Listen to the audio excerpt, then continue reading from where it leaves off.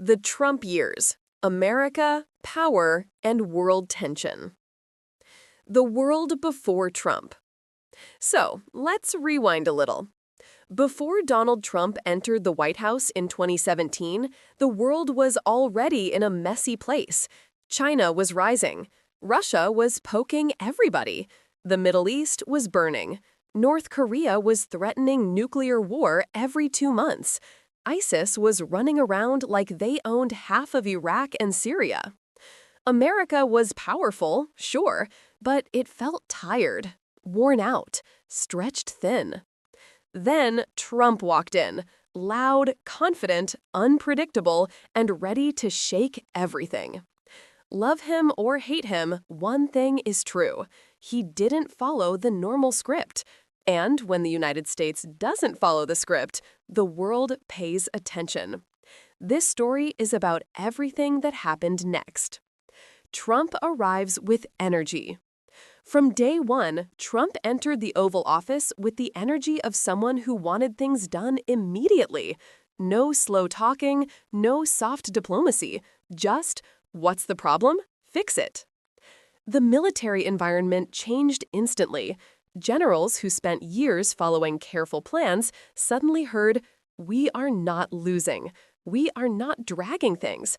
Get results." It was wild, it was chaotic, and honestly, it worked in some situations. The fall of ISIS. The fight against ISIS became the first real test. Under Obama, the campaign was steady. Under Trump, it turned aggressive. More strikes, fewer restrictions, quicker decisions. Within a year, ISIS collapsed. Their so-called caliphate disappeared. Soldiers on the ground said it felt like the U.S. military was finally unleashed. But it came with a cost. Cities destroyed, thousands displaced. That's the thing about war. There are no clean victories. Fire and fury. North Korea. Now let's talk about the drama. Trump versus Kim Jong-un. This one felt like a movie. North Korea kept launching missiles. Trump kept tweeting threats. At one point, he said, "They will be met with fire and fury like the world has never seen."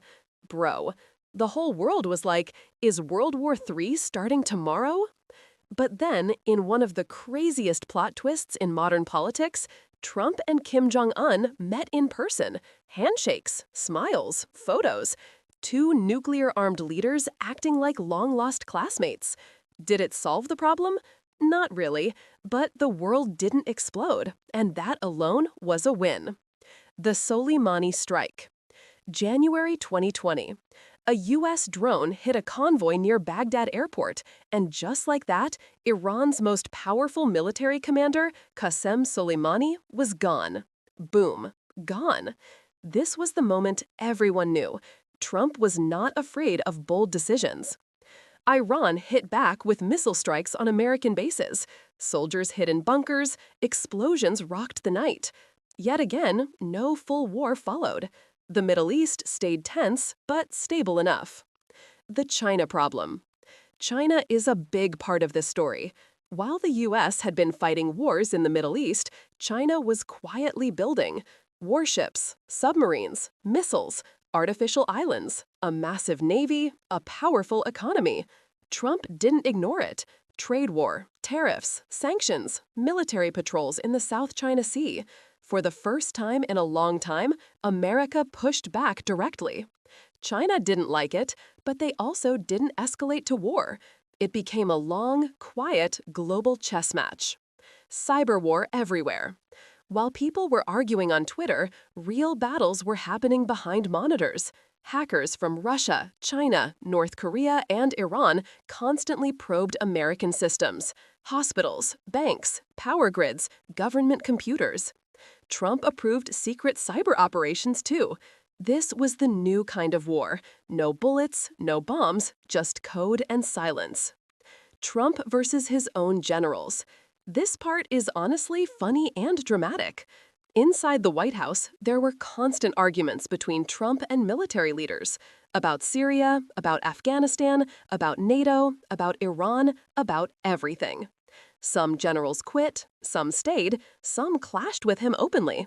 But no matter the fight, Trump always repeated, America shouldn't start wars. America should end them.